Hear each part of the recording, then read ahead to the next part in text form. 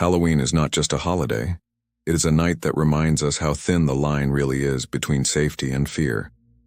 The stories you are about to hear were sent in by real listeners who claim these events happened to them on Halloween night. 10 stories. 10 people who will never look at the dark the same way again. Make sure your doors are locked. And let's begin. I grew up in a small farming town where Halloween was simple. A few kids trick-or-treating, maybe a bonfire, then everyone home by 10. Our property backed up to a stretch of empty field that went on for miles. No one ever went out there at night. Too many holes, too many snakes, too much darkness, too much. On Halloween 2014, my younger brother and I were handing out candy while our parents were at a neighbor's party. Around 9, the doorbell rang, 3 times, fast. I opened the door expecting more kids, but no one was there. Then I heard rustling in the dry grass out back. At first I thought it was just animals until the motion light came on and I saw someone standing at the edge of the field. They were tall, thin, wearing a mask. Not a store-bought one, more like something handmade out of burlap. They didn't move when the light hit them. They just stood there facing the house. I yelled out, thinking it was one of the older kids messing with us. But then a second figure stepped out of the grass and then a third. All of them in the same kind of mask. None of them speaking. We shut the door, killed the porch light, and waited. Minutes passed, then an hour. When our parents got home, the field was empty again. The next morning, we found something by the back fence, a bundle of candy wrapped in twine, with a note that just said, "See you next year." We moved that following spring, and every Halloween since I make sure I'm never home alone. Because in towns like mine, sometimes the harvest isn't the only thing that comes out of the fields.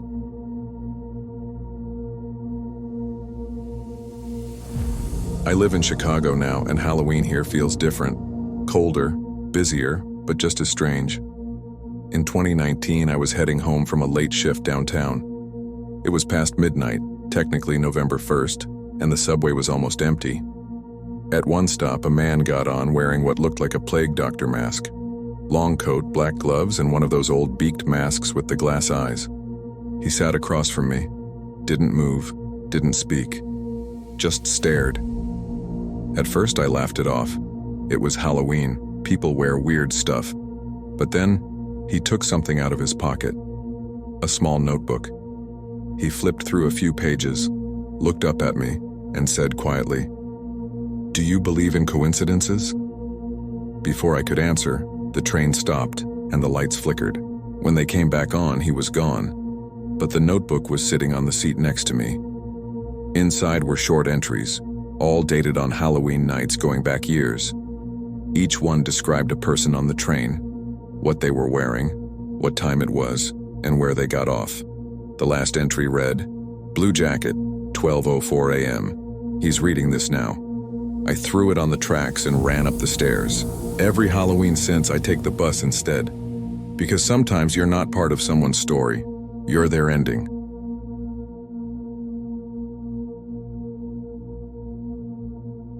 It was almost 2 in the morning, and the Halloween party was finally winding down.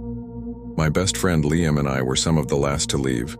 We were both exhausted, smelling like bonfire smoke and cheap party fog. I was dressed as a scarecrow, and Liam was a surprisingly convincing vampire, complete with contacts that made his eyes look completely black. "You good to drive?" I asked, tossing him my keys. My scarecrow makeup was starting to itch. "Yeah, man, I'm fine. Just tired," he mumbled, climbing into the driver's seat of my beat-up sedan.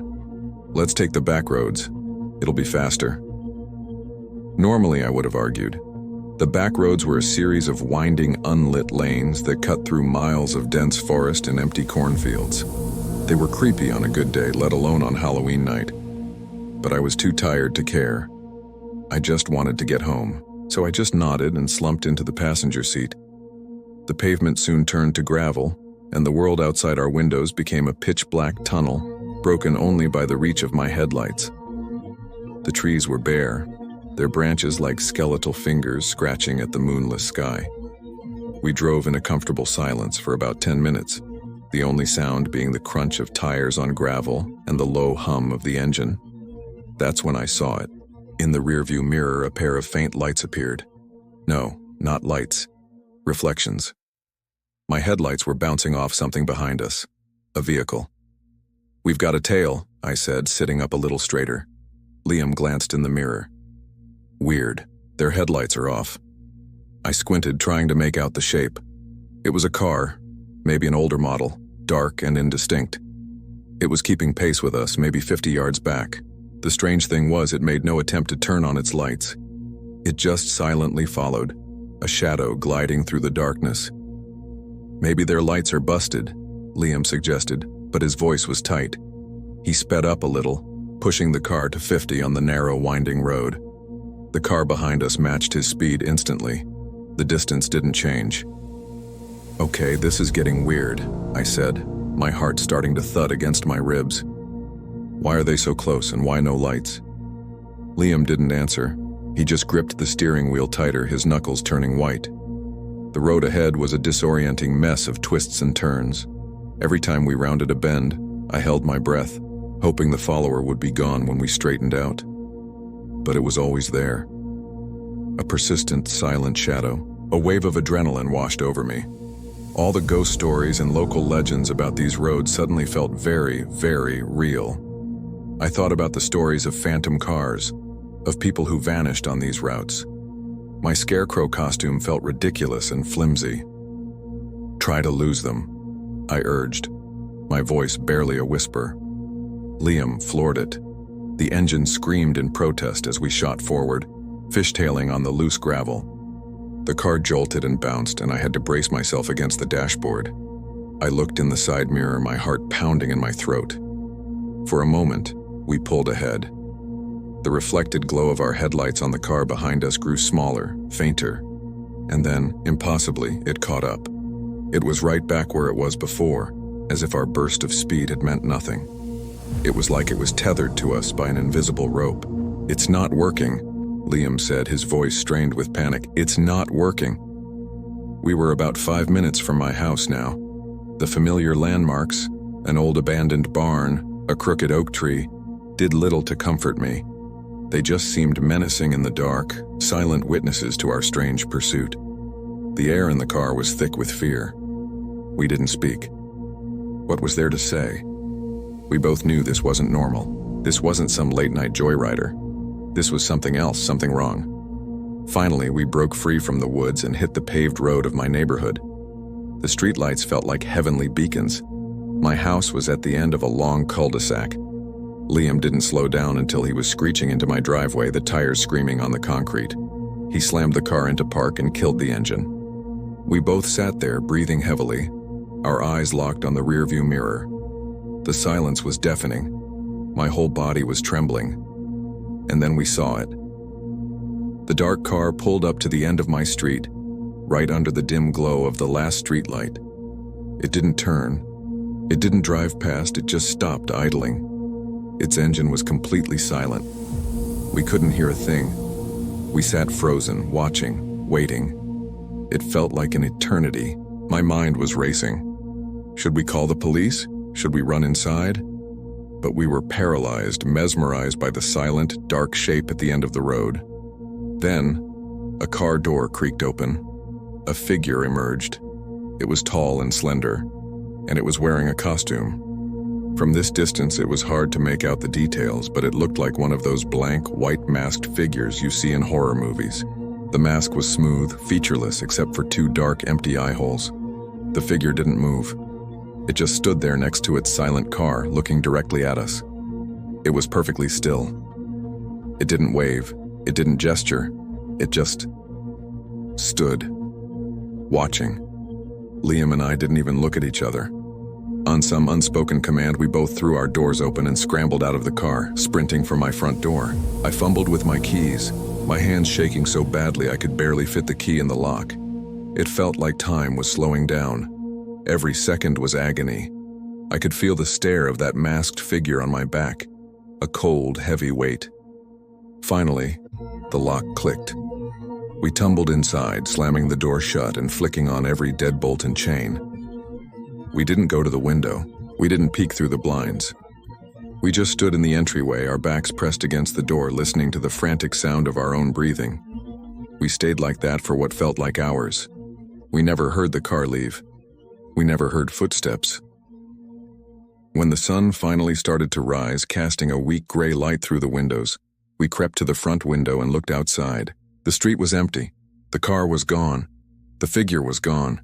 It was as if it had never been there at all. The only evidence was my car, sitting crooked in the driveway, its doors still wide open.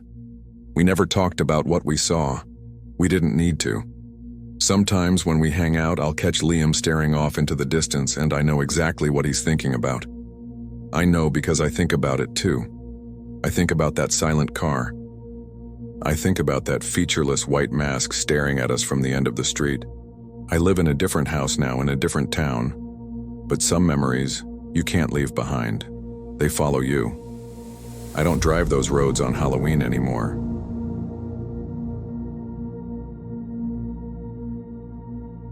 The air on Halloween night always has a different feel to it, doesn't it?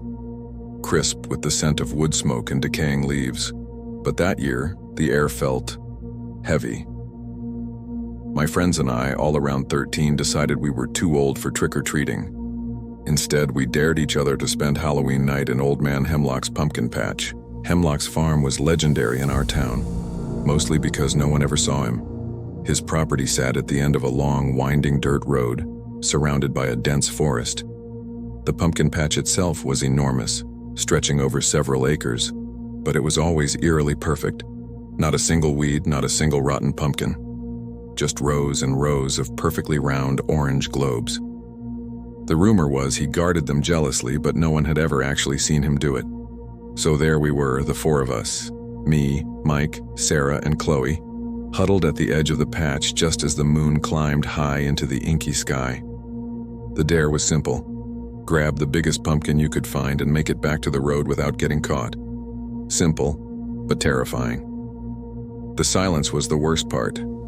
It was a deep, unnatural quiet, like the whole world was holding its breath. We crept in, our sneakers sinking into the soft, tilled earth. The pumpkins were huge, bigger up close than they looked from the road. Some were so large they looked like alien pods basking in the moonlight. We split up, whispering promises to meet back at the entrance. I moved deeper into the patch, my heart thumping a frantic rhythm against my ribs. Every rustle of a leaf, every snap of a twig, sent a jolt of ice through my veins. I found the perfect one. It was massive, perfectly spherical, with a deep orange glow. I crouched down, wrapping my arms around it, trying to lift it. It was heavy, way heavier than it looked. As I strained, I heard a sound, a soft, rhythmic thump, thump, thump, thump. It sounded distant at first, but it was getting closer. I froze, my hands still on the pumpkin. The sound wasn't footsteps. It was something else, something being dragged. I peeked over the top of my pumpkin. Across the patch, I saw a figure. It was tall and gaunt, silhouetted against the moon. Old Man Hemlock. He was moving slowly, methodically, between the rows. He wasn't carrying a lantern or a flashlight. He was just there, and he was dragging a long, lumpy burlap sack behind him. Thump, thump, thump, thump. My blood ran cold. I had to get out of there. I abandoned my prize pumpkin and started to crawl, trying to stay low. But the patch was so vast and the rows seemed to stretch on forever. The thumping sound stopped. The silence that followed was even more terrifying. I chanced another look. He was gone. My heart leaped into my throat. Where did he go? Then I heard it. A whisper, right behind me. Found one. I didn't scream. I couldn't. The sound was trapped in my chest. I scrambled to my feet and ran. I didn't look back. I just ran, pumping my arms and legs, my lungs burning. I could hear rustling behind me, getting closer. I burst out of the patch and onto the dirt road, not stopping until I saw the familiar headlights of Mike's dad's car waiting for us. Sarah and Chloe were already there, pale and shaken. Mike stumbled out of the woods a minute after me, his face as white as a ghost. None of us had gotten a pumpkin. We didn't talk about what we saw, not really. We just knew we had trespassed somewhere we shouldn't have been. The next day, the news spread through town. Old Man Hemlock's pumpkin patch had been cleared out overnight. Every single pumpkin was gone. The field was just empty, tilled earth, as if it had never been a patch at all. No one ever saw Old Man Hemlock again. Sometimes late at night, I still wonder what was in that burlap sack. And I wonder what he did with all those pumpkins, or maybe they weren't pumpkins at all. Thanks for listening to my story. If you have a spooky story of your own, share it in the comments. And don't forget to like this video and subscribe for more chilling tales. Stay safe out there.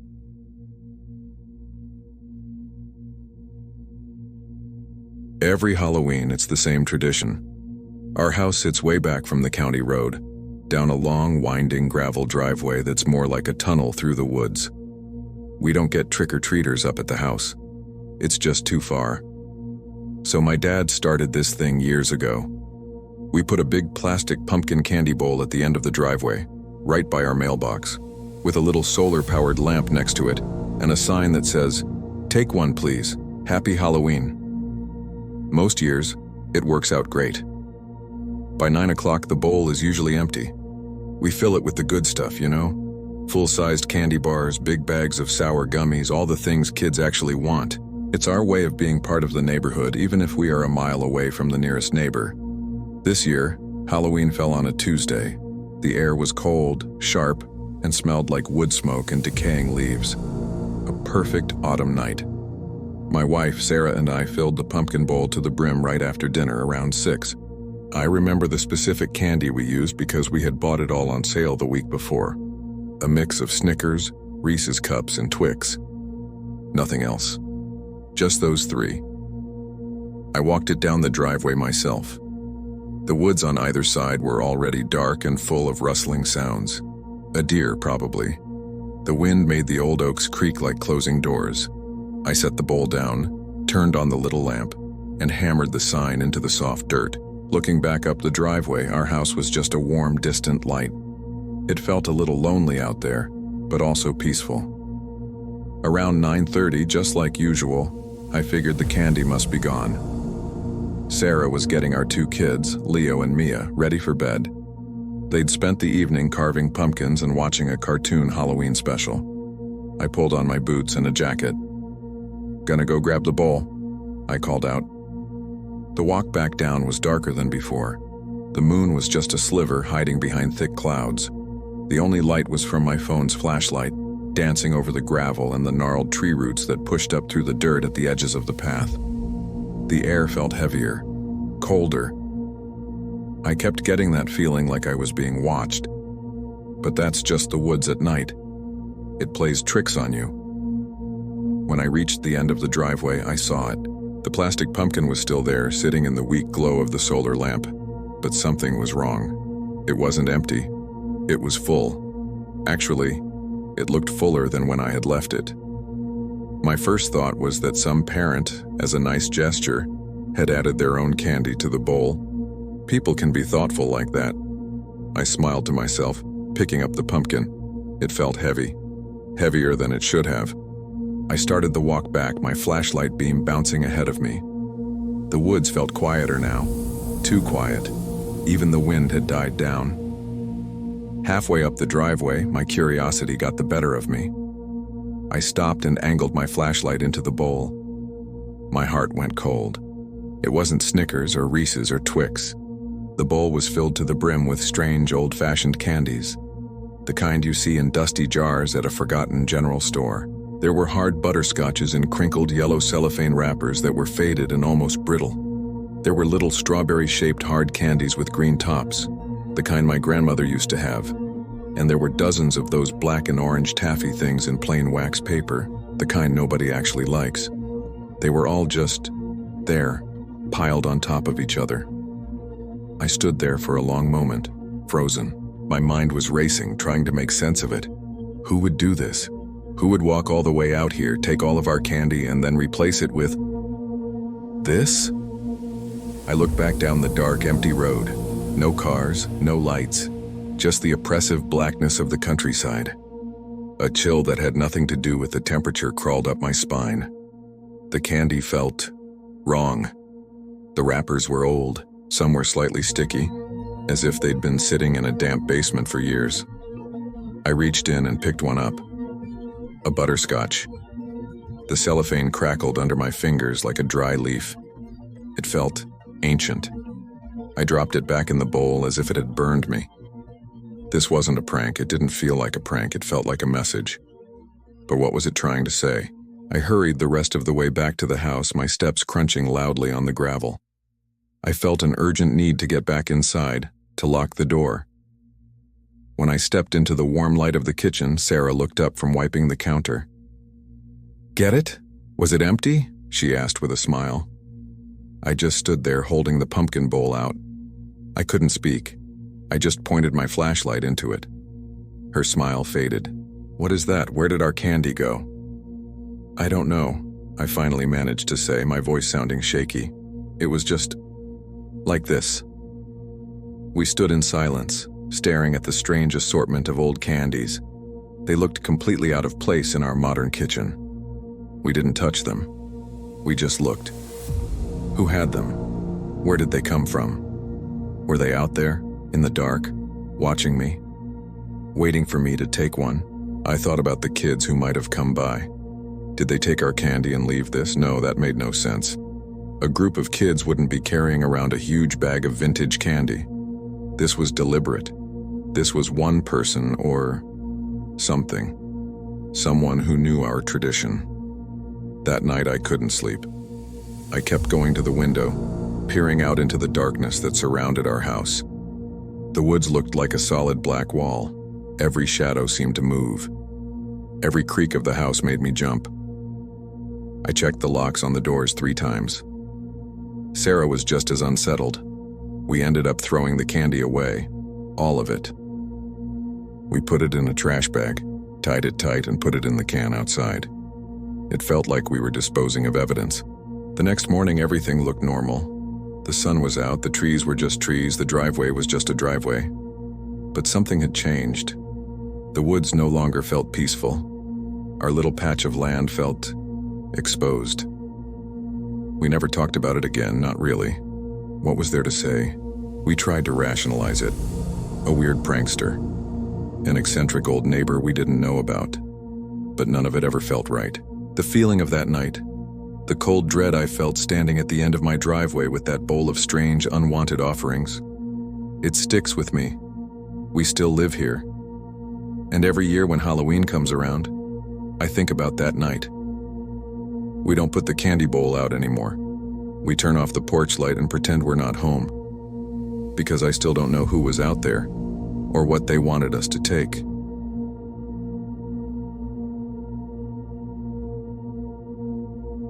The storm had been raging for hours, a relentless Halloween symphony of rattling windows and howling wind.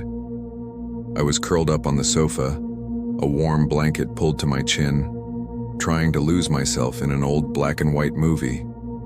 But the constant drumming of rain and the distant rumble of thunder made it impossible to relax. Then, amidst the chaos, I heard it, a faint scratching sound at the front door. I muted the TV, listening intently. Scratch, scratch, pause, scratch, scratch, pause. It was rhythmic, almost polite. Probably just a branch caught in the wind, I told myself. But the sound was too deliberate, too persistent. My dog, Buster, who usually barks at a leaf blowing down the street, was silent, huddled by my feet, trembling. That's what unnerved me the most. Reluctantly, I peeled myself from the couch. My bare feet were cold against the hardwood floor as I tiptoed to the door. I peered through the peephole, but the porch light was out, and all I could see was a swirling vortex of rain and darkness. The scratching started again, more insistent this time. My heart hammered against my ribs. Who could possibly be out in this weather? Especially on Halloween night. Taking a deep breath, I slowly, carefully, turned the deadbolt. The click echoed in the sudden silence between thunderclaps. I twisted the doorknob, which felt icy in my sweaty palm, and pulled the door inward just a crack. The wind immediately forced it open with a low, mournful creak, revealing the glistening, wet porch. And there it was. Sitting perfectly still in the middle of the welcome mat was a small black cat. It was soaked, its fur clinging to its frail frame. But it wasn't its drenched appearance that froze me in place. It was its eyes. They weren't green or yellow like a normal cat's. They were a piercing, unnatural shade of red, glowing faintly in the gloom. It stared up at me, unblinking, and then it opened its mouth.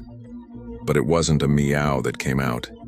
It was my own voice, a perfect, chilling mimicry, whispering, "Let me in." The front door slammed shut, plunging the hallway back into darkness. But I knew, with a certainty that chilled me to the bone, I was no longer alone.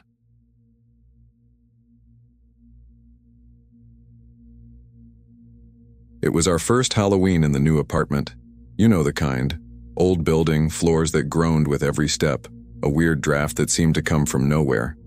Perfect for a scary movie marathon, which was exactly our plan. My roommates Maya, Liam, and I had gone all out.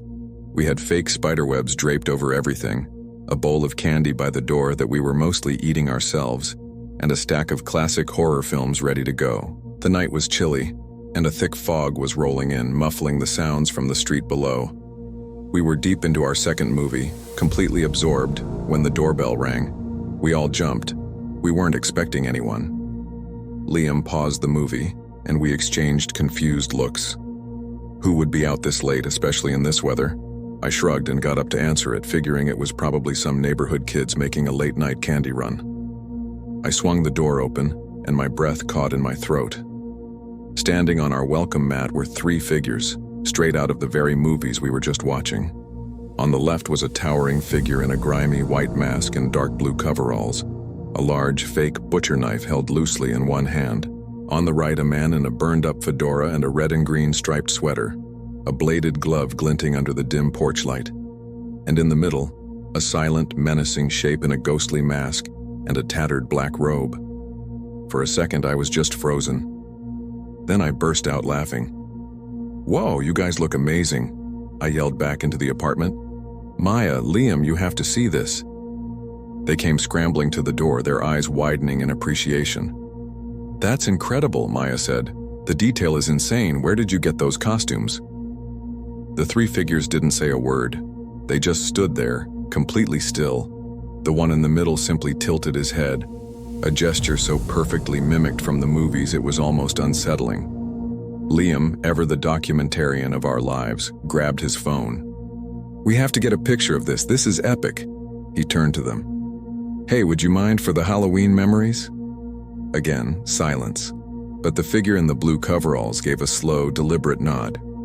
"Awesome," Liam said, grinning. "Okay, everyone squeeze in." Maya and I stood on either side of the doorway, and the three costumed strangers shuffled a little closer. They still didn't speak. The air felt heavy, and the silence was starting to feel less like a part of the act and more just strange. I remember thinking how committed they were to their roles. "Okay, on three," Liam announced, holding his phone up. "1, 2, 3. Say, slasher." We all grinned. Well, Maya and I did. Liam snapped the picture. "Got it. Thanks so much, guys. Seriously, best costumes of the night." I reached into our candy bowl. "Here, take the rest, you earned it." The figure in the striped sweater slowly extended his bladed glove, and I carefully placed a handful of chocolate bars onto the metal fingers.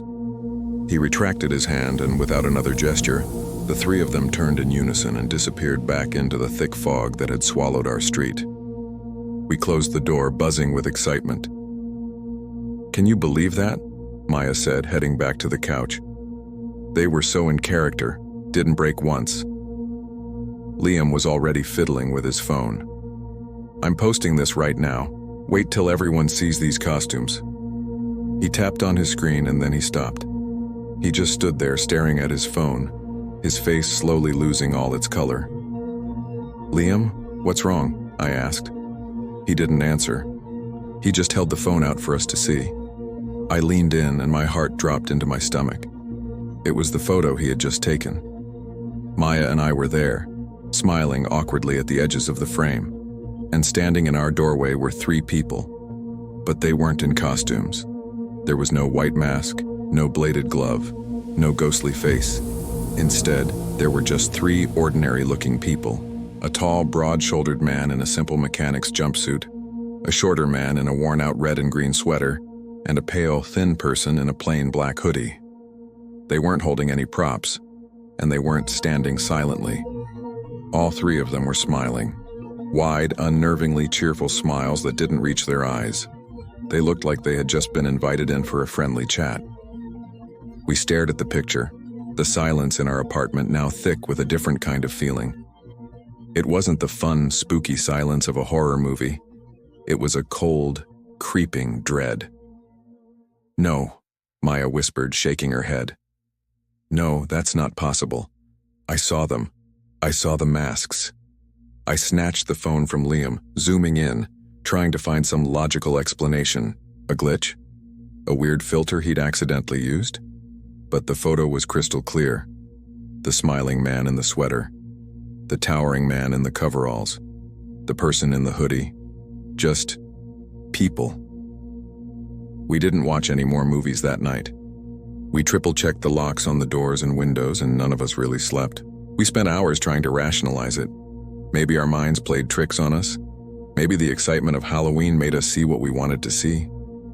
But all three of us saw the same thing. We all saw the killers from the movies. We didn't see the smiling strangers in the photograph. We never found out who they were.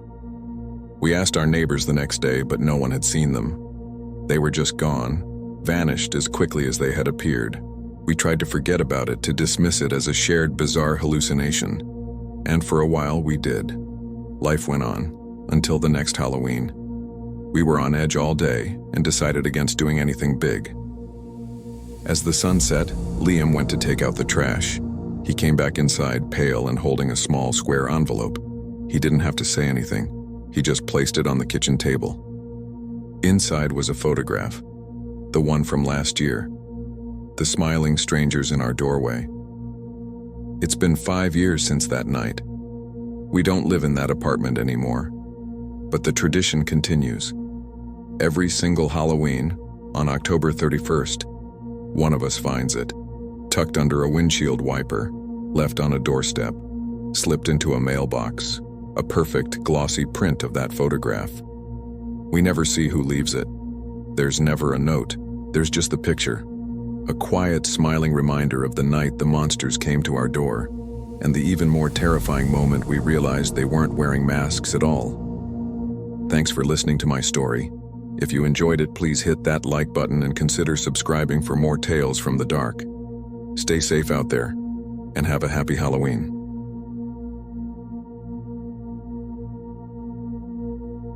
The ocean at night has a sound all its own. It's not like the cheerful crashing of waves you hear during the day. At night, it's a deep, constant roar that seems to swallow all other noises. That's the sound I remember most from that Halloween.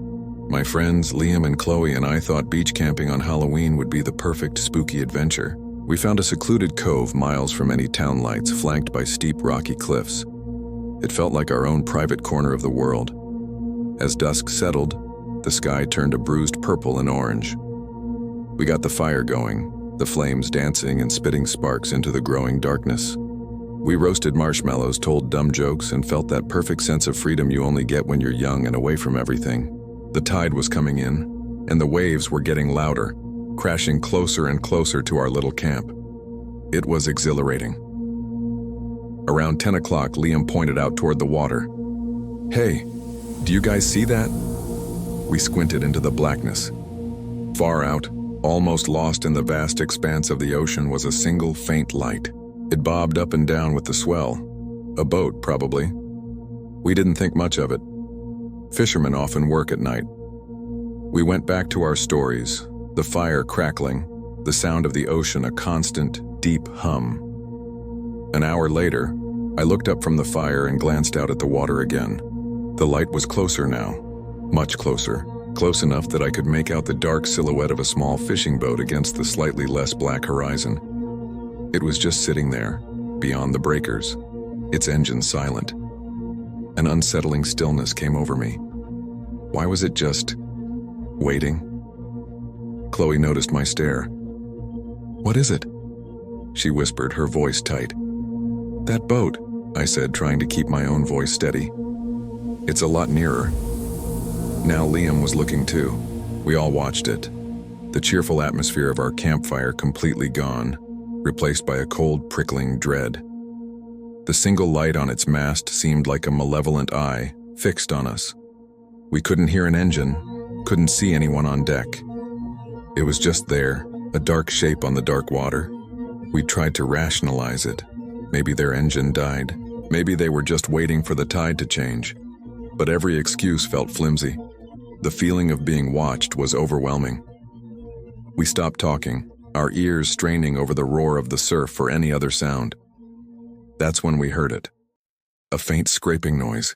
It wasn't coming from the boat. It was coming from the cliffs behind us. We all spun around, our hearts hammering against our ribs. The firelight threw long, dancing shadows up the rock face, making it impossible to see anything clearly. "Did you hear that?" Liam hissed. We all nodded, eyes wide. The scraping came again, closer this time. It sounded like metal on rock, like someone was climbing down the cliff face in the dark. My blood ran cold. We were trapped.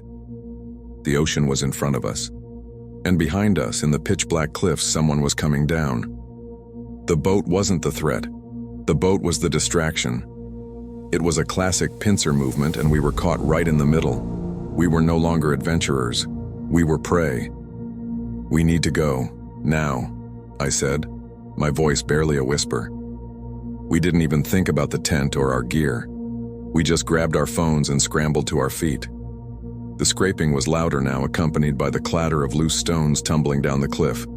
They were getting closer. Panic set in, raw and absolute. "Which way?" Chloe cried, her voice trembling. We couldn't go back up the way we came. The only path was at the far end of the cove, and to get there we had to run along the beach right below whoever was on that cliff. We had no choice. We broke into a desperate sprint, our feet sinking into the wet sand, the sound of the waves crashing beside us seeming to mock our escape. I risked a glance back at the cliffs. In the flickering firelight, I saw them. Two figures, silhouetted against the rock. They were dressed in dark clothing, their faces completely obscured. They weren't climbing down anymore, they were standing there watching us run. They weren't rushing.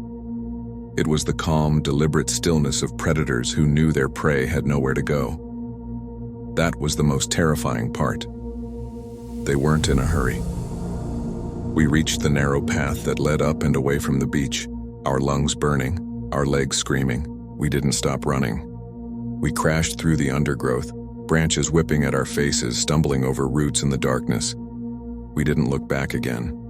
The image of those two silent figures was burned into my mind. Who were they? What did they want?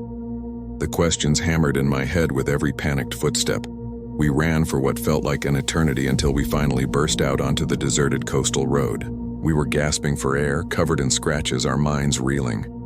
We just kept running down the center of that empty road until, finally, the headlights of a car appeared in the distance. We flagged it down frantically. It was a kind elderly couple who, seeing the sheer terror on our faces, drove us straight to the nearest police station without asking too many questions. The police took our statement, but they were skeptical. By the time they went back to the cove, it was nearly dawn. The tide was out. Our campsite was empty. The tent, the coolers, our sleeping bags. Everything was gone. There were no footprints other than our own, washed away by the tide. And out on the ocean there was no boat. It was as if we had imagined the whole thing. But we hadn't. We never found out who those people were.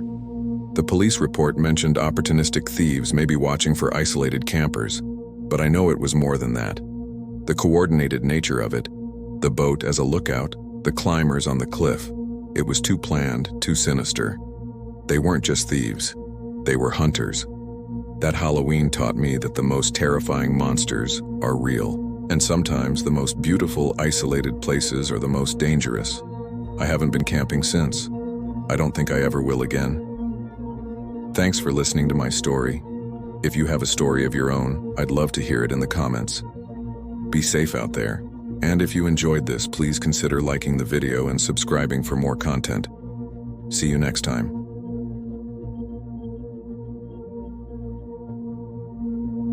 This happened to me back when I was about 13. It was Halloween, of course, my favorite night of the year. My best friend, Sam, and I had been planning our costumes and our route for weeks. We were going as classic movie monsters. I was Frankenstein's monster, complete with neck bolts, and he was the Wolfman. Our neighborhood was perfect for trick-or-treating. The houses were close together, the streets were well lit, and everyone really got into the spirit of it. We started out as soon as the sun went down. The air was crisp and smelled like wood smoke and decaying leaves. For the first couple of hours, everything was perfect. Our pillowcases were getting heavy with candy, and we were laughing, comparing our loot and scaring the younger kids. We stuck to our usual route, hitting all the familiar houses, getting complimented on our costumes by friendly neighbors we'd known our whole lives. But as the night wore on, we got a little more adventurous. We decided to head down a street we usually skipped, Blackwood Lane. It was at the very edge of our neighborhood, bordering a dense patch of woods. The houses there were older, bigger, and set further back from the road. The streetlights were fewer and farther between, casting long, dancing shadows that played tricks on your eyes. It had a reputation for being a bit creepy, but hey, we were 13. We thought we were invincible. The first few houses on Blackwood Lane were dark, with no pumpkins or decorations. No one answered our rings. We were about to turn back, figuring it was a bust, when we saw it. At the very end of the street, right where the lane dead-ended into the woods, was a single house with its porch light on. It was an old Victorian, the kind with a wraparound porch and a pointed turret that looked like a witch's hat against the moonlit sky. A single perfectly carved jack-o'-lantern sat on the porch railing, its candle flickering like a lone, watchful eye. "Come on," Sam whispered, his voice a little shaky. One last house. I felt a weird prickle on the back of my neck, a sense of unease that I tried to shrug off. It was just an old house, and there was candy to be had. So I nodded, and we walked up the long, cracked stone path. The yard was overgrown, and dead leaves crunched loudly under our feet, sounding like footsteps following us. We climbed the creaky wooden steps onto the porch. The air up here felt colder, stiller. There was a big, ornate brass knocker on the heavy wooden door, shaped like a gargoyle's head. I hesitated. Sam, ever the brave one, reached out and knocked. The sound echoed, loud and hollow, seeming to be swallowed by the house itself. We waited and waited. Nothing. "Guess no one's home," I said, relieved. I started to turn away. "Wait," Sam said, pointing. I looked back. The doorknob, a round, tarnished brass ball, was slowly, silently turning. My heart hammered against my ribs. The door creaked open just a sliver, revealing a sliver of darkness inside. No one was there. It just opened on its own. We stood frozen, staring into that black void. A voice, thin and raspy like dry leaves skittering across pavement, drifted out from the darkness. "Trick. Or treat?" it whispered. I couldn't move. I couldn't speak. Sam grabbed my arm, his grip like iron. "Let's go," he hissed. But I was mesmerized by the strange, sweet smell wafting from the house. It smelled like caramel and something else, something metallic and coppery. From the dark opening, a hand emerged. It was pale and thin, with long, dirty fingernails. It wasn't holding a bowl. It was holding a single, unwrapped piece of candy. It was a perfect-looking caramel apple, gleaming under the porch light. The hand extended it towards us. "Just one," the voice whispered again, closer this time. "For the road." That broke the spell. There was something so profoundly wrong about it. The single, unwrapped piece of candy, the disembodied hand, the voice that sounded ancient and wrong. Every instinct in my body screamed danger. I didn't even say anything to Sam, I just turned and ran. I heard him right behind me, his feet pounding on the stone path. We didn't look back. We sprinted off the porch, down the path, and onto the street, our heavy candy bags banging against our legs. I risked one glance over my shoulder as we rounded the corner off Blackwood Lane. The porch light was off. The house was plunged into total darkness, as if it had never been there at all. The jack-o'-lantern was gone. We didn't stop running until we were back in the bright, familiar lights of my own street, gasping for breath. our hearts trying to beat their way out of our chests. We stumbled into my house, and my mom took one look at our pale, terrified faces and knew something was wrong. We tried to explain, rambling about the house, the hand, the voice. She tried to calm us down, saying it was probably just a teenager playing a prank. But we knew what we saw and what we felt. The next day, driven by a morbid curiosity we couldn't suppress, we rode our bikes back to Blackwood Lane in the bright, unforgiving light of morning. We went all the way to the end of the street, but there was no house there. Where the old Victorian should have been, there was just an empty, overgrown lot. A crumbling stone foundation was barely visible beneath a tangle of weeds and thorns, and a single, gnarled old oak tree stood in the middle. It looked like a house hadn't been on that spot for 50 years. We never went trick-or-treating on Blackwood Lane again. To this day, I can't look at a caramel apple without feeling a cold shiver run down my spine. Sometimes on Halloween night, I think about that house. I wonder what was inside, and what would have happened if we had taken that candy. And sometimes when the wind blows just right, I swear I can hear a faint raspy whisper carrying on the breeze. Trick or treat? Thank you for listening to my story. If you have your own creepy Halloween experience, share it in the comments below. And if you enjoyed this, please give it a like and subscribe for more true scary stories. Stay safe out there.